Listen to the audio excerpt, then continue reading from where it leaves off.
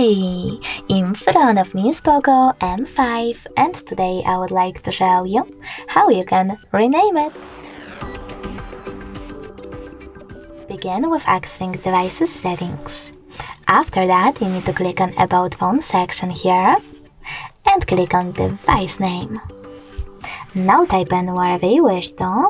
I will go with Moon and save your name by choosing checkmark at the top right corner or discard it by choosing X icon at the top left one. I will go with the checkmark though. So now as you can see, name of my smartphone has changed. Thanks so much for watching. If you enjoyed this video, don't forget to leave a like, comment and subscribe. Bye!